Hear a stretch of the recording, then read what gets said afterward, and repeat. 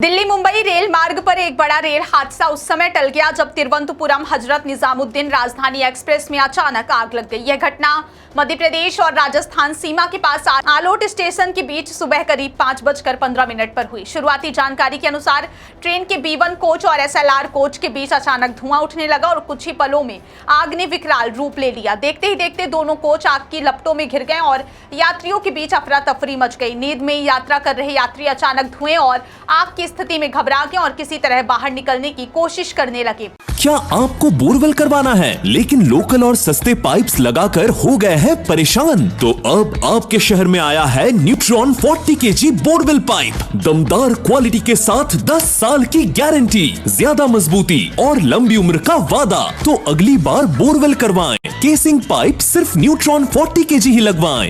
जैसे ही आग का पता चला, ट्रेन के on board fire and smoke detection system ने तुरंत अलर्ट जारी कर दिया। इस आधुनिक सुरक्षा प्रणाली के सक्रिय होते ही ट्रेन के ऑटोमेटिक ब्रेक सिस्टम ने काम किया और ट्रेन को तुरंत रोका गया। रेलवे अधिकारियों के अनुसार यह सिस्टम राजधानी एक्सप्रेस जैसी प्रीमियम ट्रेनों में लगाए गए अत्याधुनिक सुरक्षा फीचर्स में से एक है, जिसमें हर कोच में कई सेंसर पॉइंट लगे होते हैं जो धुआं और तापमान में अचानक वृद्धि को पहचान लेते हैं। इस घटना में भी सिस्टम ने महज 7 से 10 सेकंड के भीतर अलर्ट भेजकर ट्रेन को रोकने में अहम भूमिका निभाई, जिससे एक बड़ा हादसा टल गया और सैकड़ों यात्रियों की जान बच सकी। ट्रेन के रुकते स्थिति और गंभीर हो गई क्योंकि दोनों कोचों में आग तेजी से फैल चुकी थी और लपटें दूर दूर तक दिखाई देने लगी थी। इसी बीच स्थानीय गांव लूड़ी और रिछा के ग्रामीण मौके पर पहुंच गए। ग्रामीणों ने बिना देर किए पानी के टैंकर, बाल्टियां और कृषि में इस्तेमाल होने वाले स्प्रे पंप लेकर आग बुझाने का प्रयास शुरू कर दिया।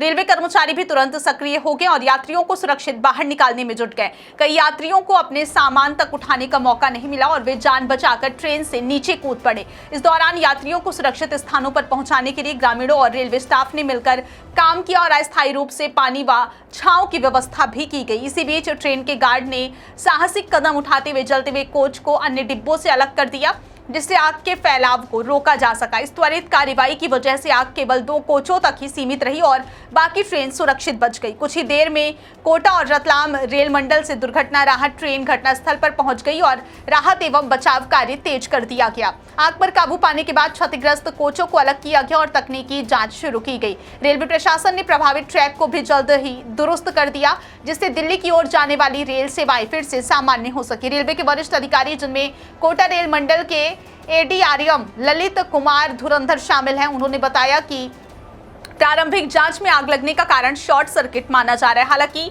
इसकी आधिकारिक पुष्टि जांच के बाद ही की जाएगी। उन्होंने कहा कि पूरी घटना की जांच के लिए एक विशेष टीम गठित कर दी गई है जो तकनीकी और प्रशासनिक दोनों पहलुओं की जांच करेगी। अधिकारियों ने यह भी स्पष्ट किया है कि यदि fire and smoke detection system समय पर सक्रिय नहीं होता तो यह हादसा एक बड़े रेल हादसे का रूप ले सकती थी।